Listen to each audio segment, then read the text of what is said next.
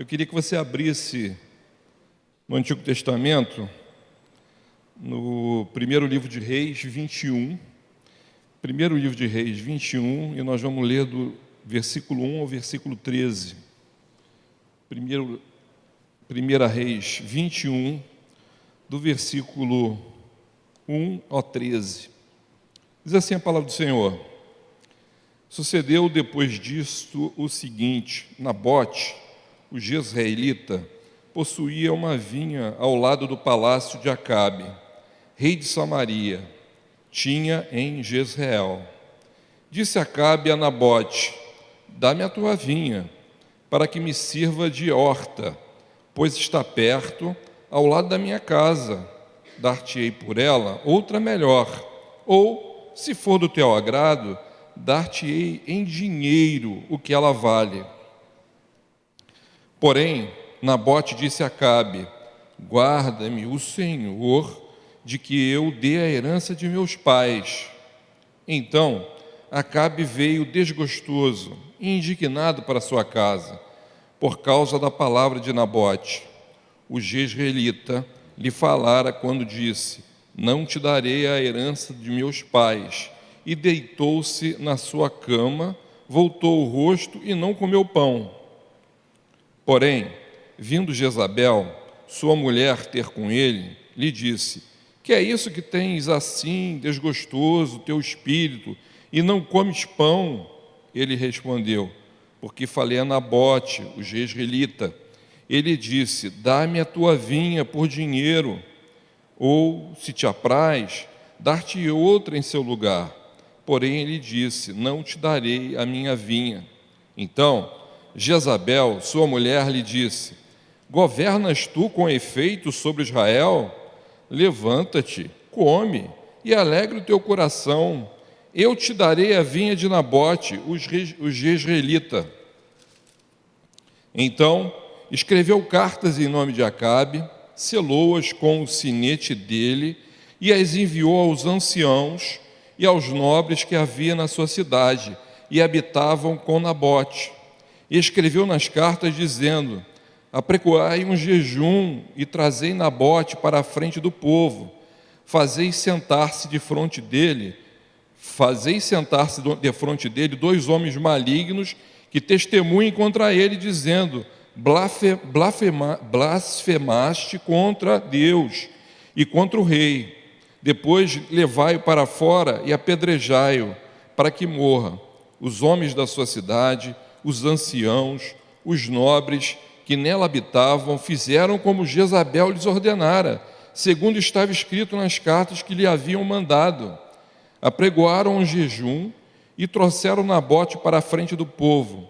Então vieram dois homens malignos, sentaram-se defronte dele e testemunharam contra ele, contra Nabote, perante o povo, dizendo: Nabote blasfemou contra Deus e contra o rei. E o levaram para fora da cidade e o apedrejaram, e ele morreu.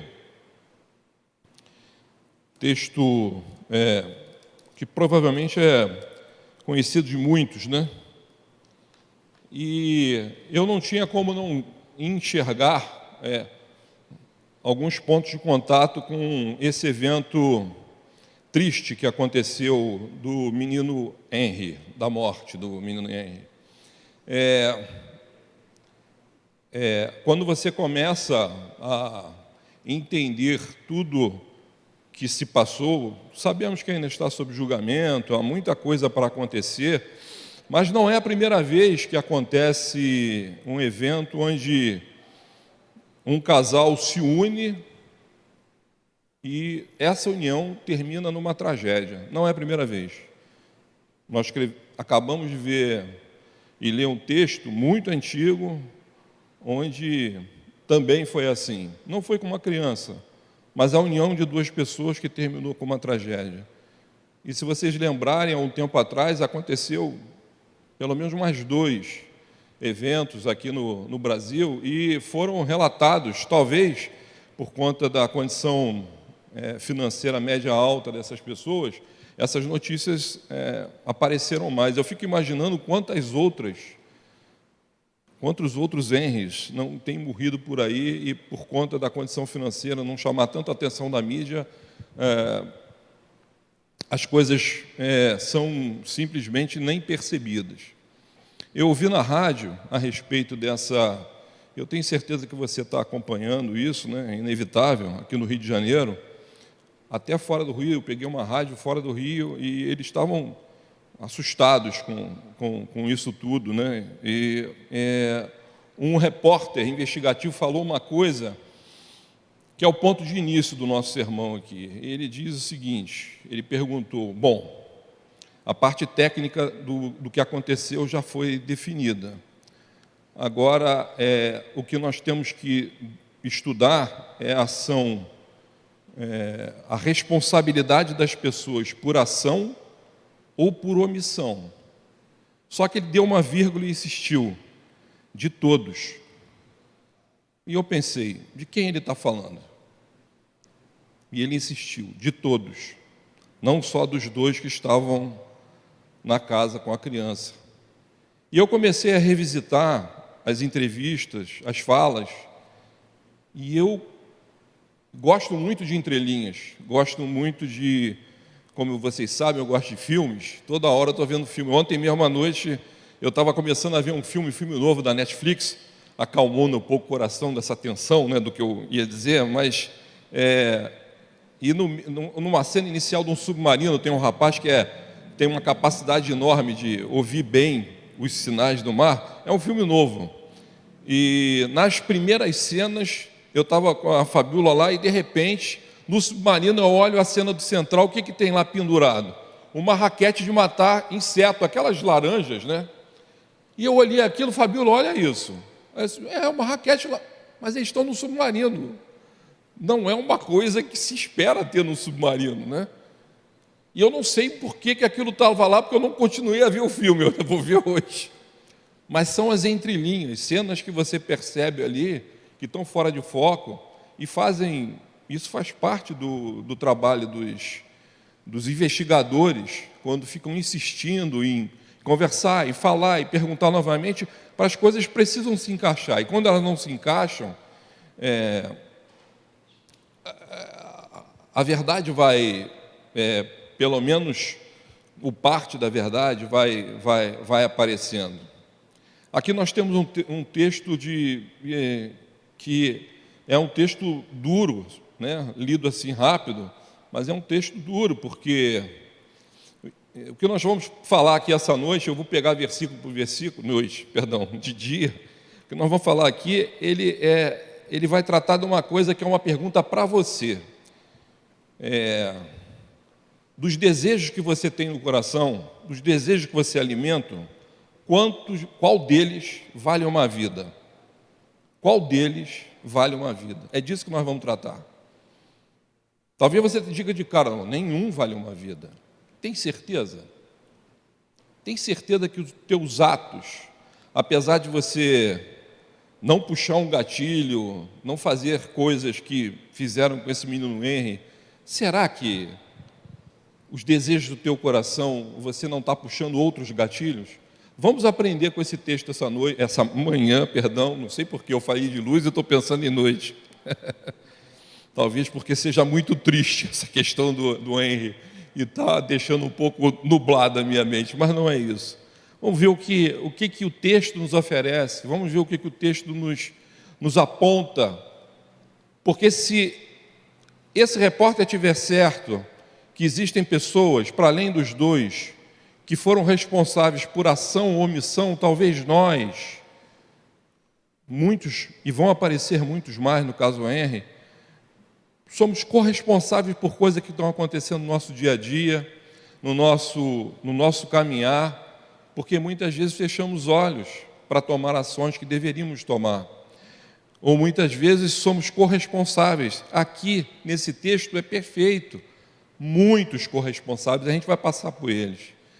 Vamos tentar não ser muito longos, porque o texto oferece um monte de oportunidades para isso. Então, vamos começar logo. Para você entender o texto, acho que você já sabia, mas para situar o que está acontecendo, né, você tem as 12 tribos de Israel, elas foram divididas em dois reinos, né? O reino de Judá as 12 tribos foram divididas no reino de Judá e reino de Israel. Ficaram 10 no reino de Judá, 2 no reino de Israel. As 10 de Judá tinha como capital Jerusalém, e as 2 do reino de Israel Samaria.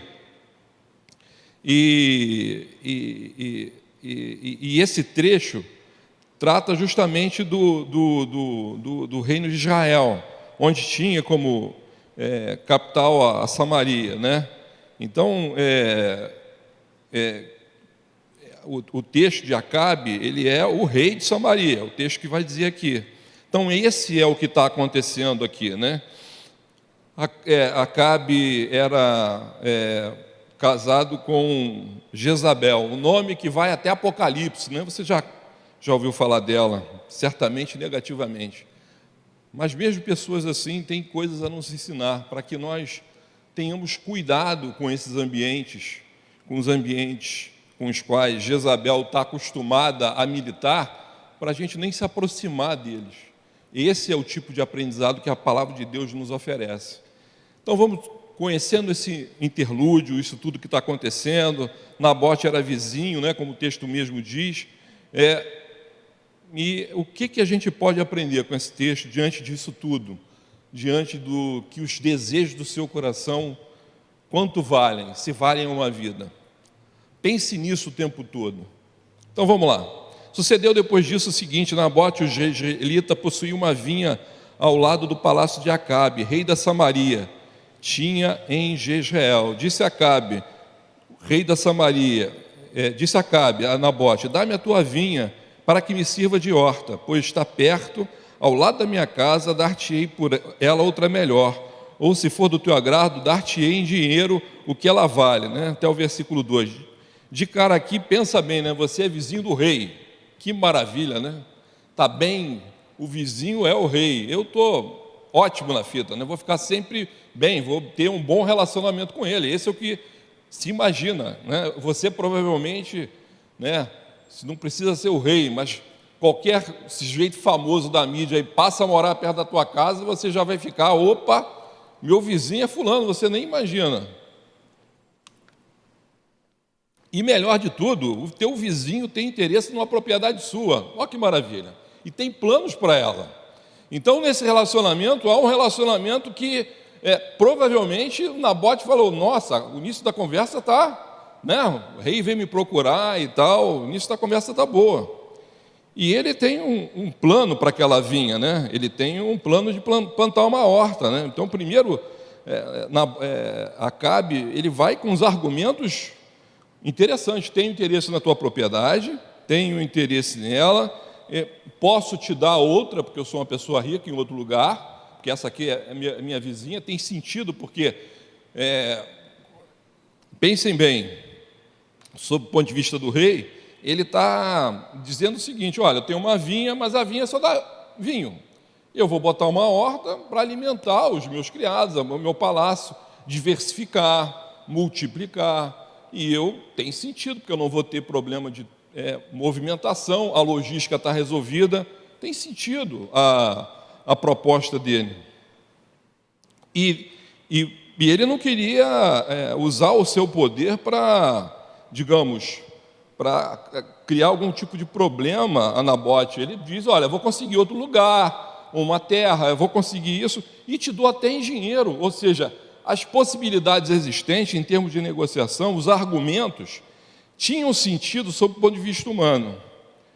E aí ele vem: porém, Nabote disse a Acabe: guarda-me o Senhor de que eu dê a herança de meus pais. Significa, ele está dizendo o seguinte: aquela vinha era a herança dos meus pais, não posso negociar isso. Você compreende isso? Muitas vezes, quando os desejos do nosso coração, eu falo do nosso coração, eles precisam ser atendidos, os desejos que precisam ser atendidos, às vezes as pessoas esquecem de coisas muito básicas em termos de valores. É importante entender que aquilo que Nabote está dizendo para Acabe, que aquela terra era herança, na divisão das tribos, foi isso que aconteceu. Então, era uma herança importante, não só uma herança que foi dividida de um tio lá, vinha da família e pertencia à família e ia continuar. E a vinha estava ali, tem um simbolismo essa questão da vinha e da horta, que eu vou trabalhar rapidamente, tem muitos mais símbolos, mas eu vou trabalhar só dois que eu acho importantes para a gente continuar aqui. A palavra Jezreel, que é a cidade, por isso que eles são jezreelitas, uma das traduções é semente de Deus. Aquele lugar ali era a semente de Deus. A ideia de que estar de posse de algo que foi dado por Deus para ele, para a vida, e mais como a vinha, que é extremamente representativa, isso tinha um sentido, um valor que nenhum dinheiro era possível pagar. Acabe sabia disso. Essa que é a questão. Acabe não era um estrangeiro. Acabe conhecia essa regra. Só que os desejos do coração dele eram tão maiores, tão distorcidos, que as verdades que ele conhecia, ele procurava argumentar com outras, que tinham sentido, que tinham valia, que tinham valor. E esse é o nosso primeiro aprendizado. Quando um desejo nosso, existem pessoas que são chamadas de determinadas, né? Pô, aquele ali é determinado. Eu vou até o fim e eu consigo o que eu quero. Sou muito determinado. Só que essa pessoa que é determinada, eu consigo o que eu quero, que ele pula algumas coisas que não podem ser negociadas na vida, são muito grandes. O erro, o risco é muito grande. Então, quando eu pergunto quanto vale o desejo da tua vida, se um desejo vale uma vida, eu falo para você pensar hoje o quanto você tem pensado na sua determinação, no seu desejo, nas coisas que você quer na vida, você tem abandonado outras de valor inestimável, a fé, a ética, o comportamento cristão. Quantas coisas você tem deixado para o lado, porque aquilo que mesmo que você conheça, passa a não ter valor. Há um simbolismo aqui muito grande que é importante a gente entender, que eu já falei isso quando preguei sobre Ló, e eu falei sobre a mulher de Ló, e Ló diz para ela: sua doida, e quando ele usa esse doido, ele está dizendo o seguinte: eu expliquei isso lá, você tem vivido comigo uma experiência cristã em que Deus deu uma série de coisas para nós, não daria também o mal, a coisa também não acontecia, e esse doido estava representando que ela tinha naquele momento um desequilíbrio tal do seu ambiente espiritual em relação com Deus, que a fazia servir a Satanás. Eu falei isso naquela pregação, se está gravada, você pode ir lá ver. Muitas vezes, quando nós não temos total equilíbrio emocional, espiritual, relação com Deus, nós nos esquecemos e nossas ações, ainda que estejam, como ele era rei de Israel, mesmo sendo a figura mais importante daquele local, mesmo assim, a gente tende a se conduzir com o tamanho certo da palavra, como Satanás gosta. Nós não sabemos o que motivou a morte do menino R, mas certamente muitos desejos ali escondidos vão aparecer, eu não tenho dúvida disso. Já foram muitos falados sobre as questões técnicas da morte dele, mas e as motivações? O que chegou para cada um dos envolvidos, e aí eu falo dos envolvidos por ação, o que cometeram, e aqueles envolvidos por omissão, o que cada um ganhou em cada um dos seus desejos. Pensem nisso. Cada um, quando pensarem naqueles que agiram, que a gente não sabe ainda quem agiu dos dois, mas só estavam os três em casa, imagino-se que tenha sido o homem, mas não a mulher, mas pense nos omissos. Pense naqueles que colocaram, há tempos atrás, alguma coisa contra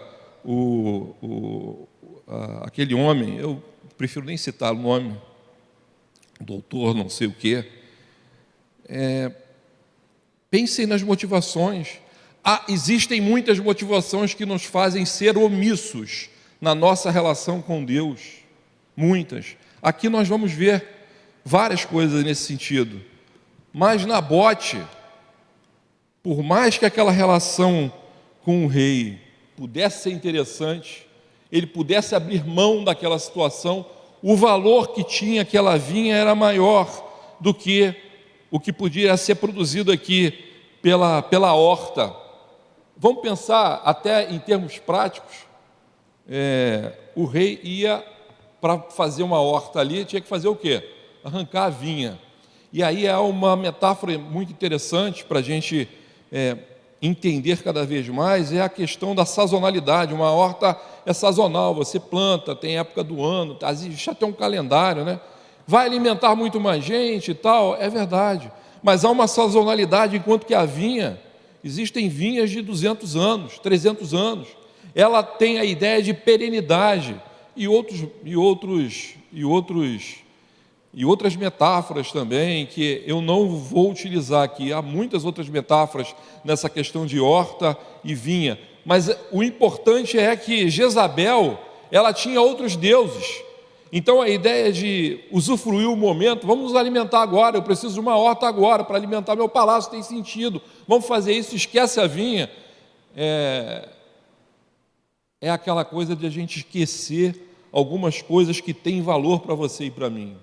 Nós não podemos esquecer, isso é a primeira lembrança que o texto nos oferece, é a primeira coisa importante. E Nabote, independente da relação que poderia, porque ele sabia que se você rompe, né, como o caso do Harry, muitos pontos de contato, se você rompe com os interesses do poder, você sabe que alguma coisa vai sobrar para você. Alguns dos omissos tomaram decisão justamente por isso. Ele era poderoso, vou me encolher e fazer o que ele está dizendo. Provavelmente isso vai aparecer. Eu estou usando esse tema do Henry, não por acaso, porque ele é doloroso, porque quando a gente traz isso, e eu creio piamente numa ação que Deus faz aqui, que é igual ao que aconteceu nesse caso, por conta de ser pedagógico do jeito de Deus. A gente vai chegar lá, não quero me alongar muito. E aí, porém, Nabote disse a Acabe: guarda-me, Senhor, de quem deu a herança de meus pais. Então Acabe veio desgostoso e indignado para sua casa por causa da palavra de Nabote. Os israelitas falaram quando disse: não darei esse. Ou seja, ele entende o que Nabote fala, ele conhecia aquelas regras, mas o desejo do seu coração permanece vivo de resolver aquela questão. Isso não mudou o seu comportamento. Muitas vezes a gente encontra com alguém mais sábio, mais maduro, que nos dá uma luz: olha, isso não está certo, você está errado. Você pensa que você deu luz àquele, mas na verdade a pessoa está com o coração tão fechado que, pelo contrário, fica amargurado. Não, ele não me entendeu. Nabote não me entendeu. Eu usei todos os argumentos, eu fui o rei, mas ele não me entendeu. E fica amargurado, e aquela dor, aquele amargor, vai o levá-lo para um lugar terrível. E aí vem a sua companheira, né? Então Acabe veio desgostoso e indignado para sua casa por causa da palavra de Nabote, né? Porém, vindo, versículo 5, Jezabel, sua mulher, ter com ele, lhe disse: que é isso que tens assim desgostoso o teu espírito, não comes pão? Ele respondeu, contou a história. Então Jezabel, no versículo 7, sua mulher lhe diz: governas tu com efeito sobre Israel? Levanta-te, come e alegre-te o teu coração, eu te darei a vinha de Nabote, o jezreelita. Maravilhoso isso, né? Quando duas pessoas se unem em prol de fazer algo do mal. É fantástico, porque isso se repete, e eu lamentavelmente já tive a oportunidade de vivenciar isso e dividindo com os irmãos dentro da igreja. Não nessa igreja, ainda bem, mas em outras igrejas. Eu já tive algumas experiências bem complicadas de resolver. E nessas experiências é impressionante como as pessoas se reúnem para planejar o mal de alguém que é de dentro da igreja, que é exatamente isso. É o que está acontecendo aqui. Uma mulher, no caso de Isabel, pelo menos era de fora, mas casou com ele, e ele conhecia, o rei conhecia. Planejar o mal, não deu certo desse jeito, vamos entrar com outros argumentos. Pode deixar que eu tenho uma ideia maravilhosa. E a ideia maravilhosa dela, olha o que ela faz. Versículo 8. Então escreveu cartas em nome de Acabe, selou-as com o sinete dele e as enviou aos anciãos e aos nobres que havia na sua cidade e habitavam com Nabote. E escreveu nas cartas dizendo: apregoai um jejum e trazei Nabote para a frente do povo. Fazei sentar dele de fronte 2 homens malignos que testemunhem contra ele, dizendo: blasfemaste contra Deus e contra o rei. Depois levai-o para fora e apedrejai-o para que morra. Ou seja, ela cria uma situação, quando você não consegue, por os primeiros argumentos, para fazer aquilo que é absolutamente equivocado diante de Deus, você vai procurar outros, e vai procurar outros. Então, você estiver na tua casa, se você se perceber assim, que você está procurando insistentemente argumentos, e argumentos, e argumentos, para realizar aquilo que você, não, eu sou obstinado, eu vou conseguir, eu sou um cristão, eu vou conseguir aquilo. Mas se você está insistentemente batendo, como a gente usa o termo, socando ponta de faca, provavelmente o que você está fazendo está absolutamente longe da vontade do Senhor. Já preguei isso aqui da outra vez, algumas batalhas não merecem ser lutadas. Se você está lutando uma batalha que Deus não te chamou para lutar, em momento nenhum, ela é sua, é o seu egoísmo, é a sua ganância, é a sua vaidade. Só que a gente não se percebe, e isso é o pior. A gente só percebe quando o Henry morre. Antes disso, todo o processo, as pessoas são naturais, as pessoas são bonitinhas, as pessoas comem, vão à praia, tiram selfie, e parece que a coisa flui naturalmente, parecem pessoas normais. Tome cuidado com isso.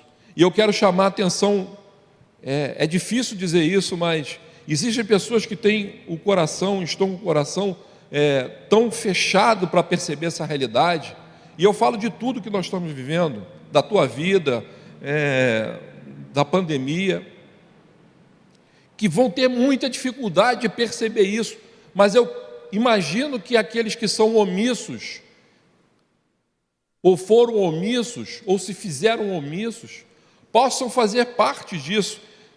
Olha quantas pessoas, ela escreveu uma carta, botou o selo do rei, contou uma história fantasiosa a respeito de Nabote, e Nabote, para ser apedrejado e morrer, pegou testemunhas falsas. Olha quanto esforço sendo feito. Não repararam os pontos de contato, vocês, com o caso Henry? Um site contando uma história fantasiosa a respeito dos pais. Vejam isso na televisão. Se vocês se afastaram, eu fiquei vendo isso tudo, do advogado.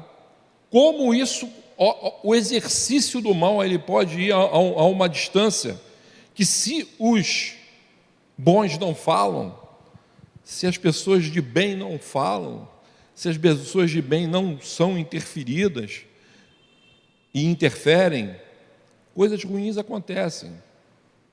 Se perceba e auxilie. Nabote falou com o rei e isso não funcionou, porque ele tinha lá na sua companheira uma vilã terrível. E muitos são os casos de que há um encontro entre duas pessoas que é um encontro explosivo para o mal e não para o bem. Tomem cuidado.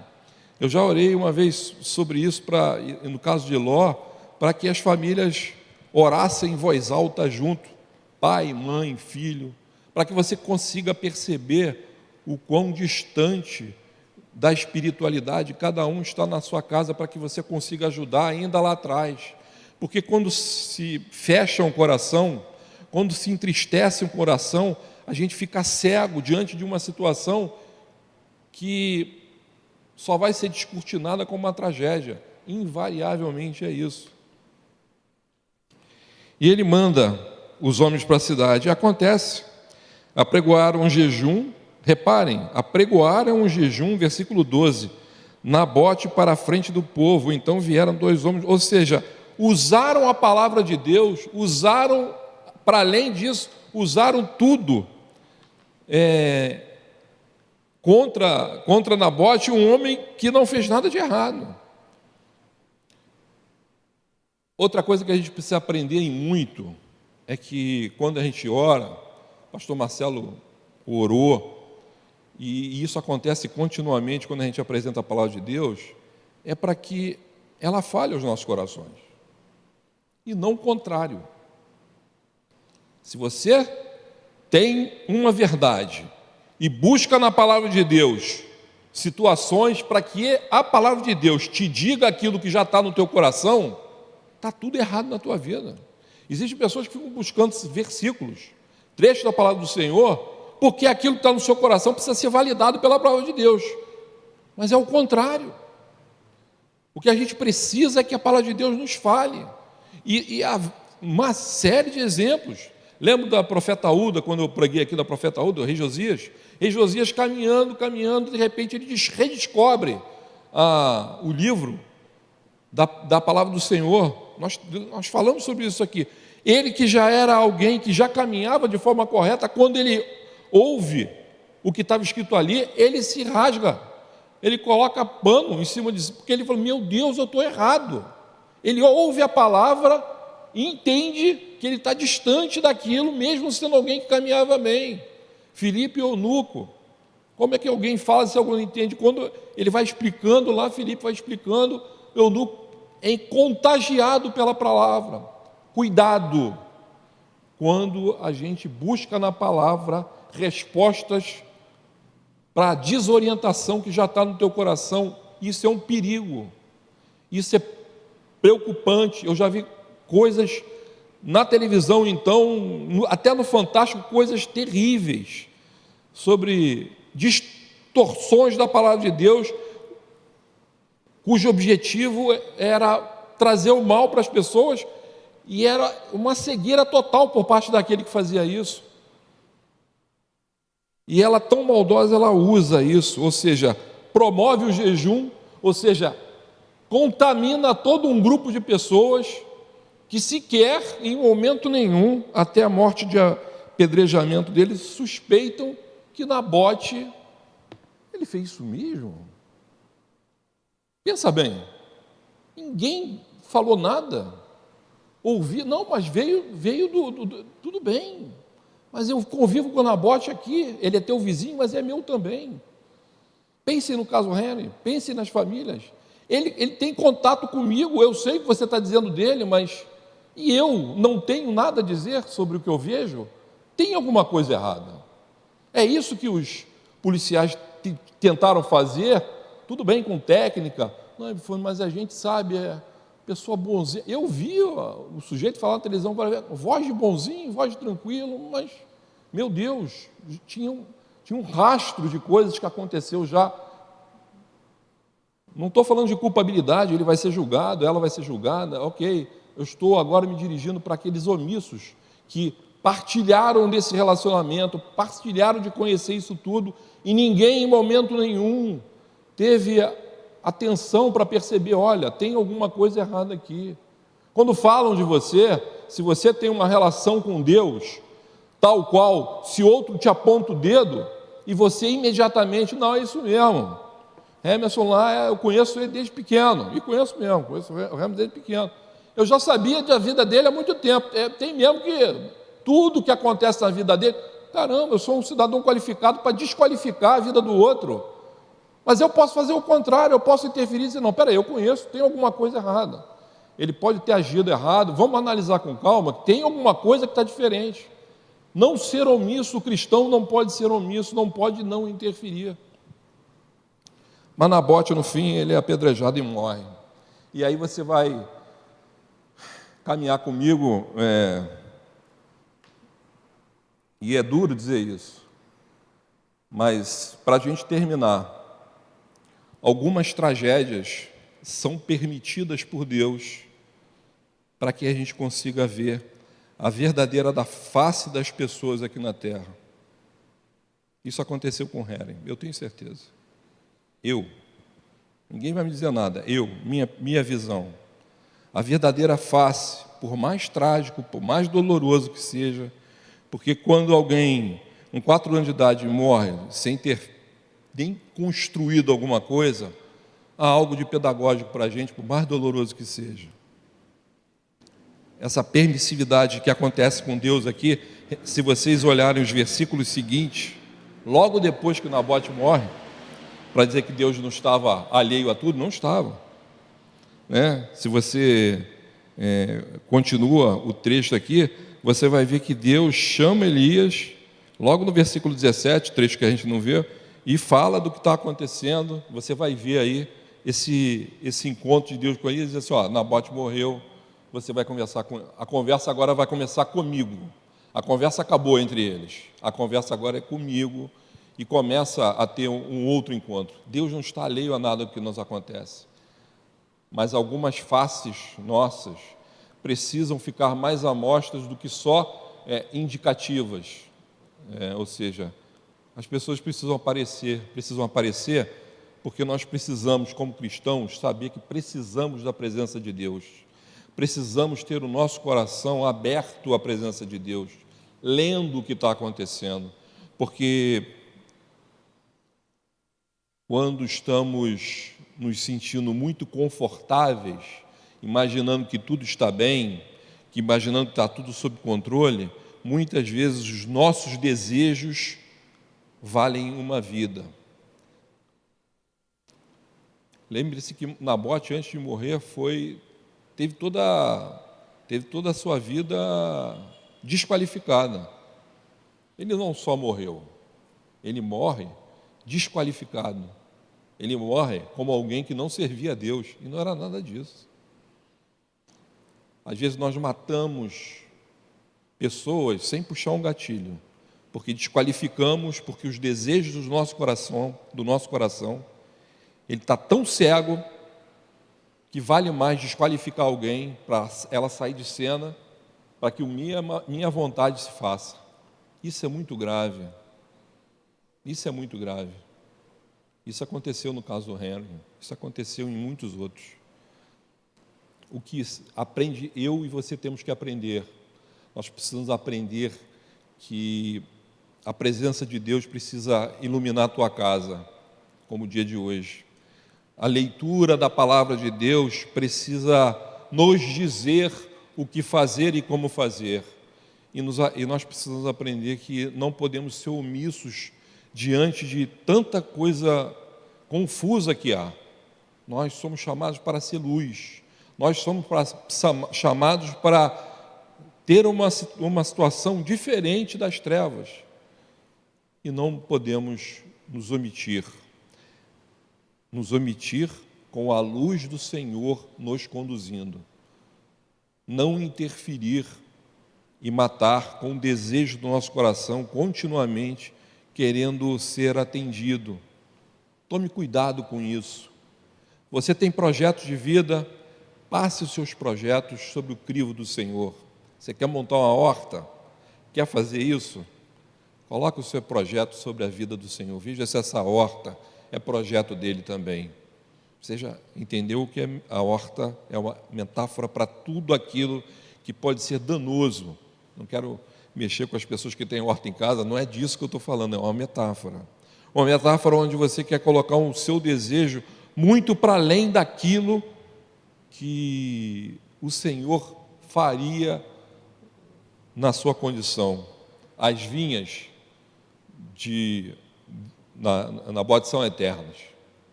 O Senhor vai ter estruturas eternas na tua vida, contatos eternos na tua vida. Não se desvirtue dele, não tente mudar a história nesse sentido, porque essa parte da história é uma história de bênção e paz, da presença do Espírito Santo de Deus na tua vida.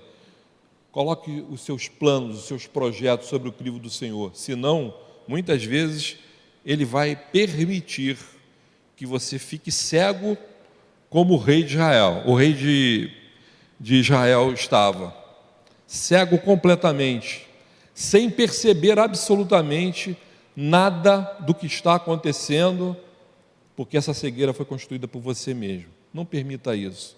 Permita que a luz do Senhor invada a tua casa e que a luz da tua história, da tua família, ilumine outras, para que tragédias como essa, descrita na Bíblia, tragédias como essa que nós vimos agora, não se repitam, porque a face das pessoas, a face negativa das pessoas, já foi iluminada antes pela tua ação, pela ação do teu irmão, pela ação da tua família, tirando as pessoas das trevas que estão para a luz do Senhor. Que Deus te abençoe.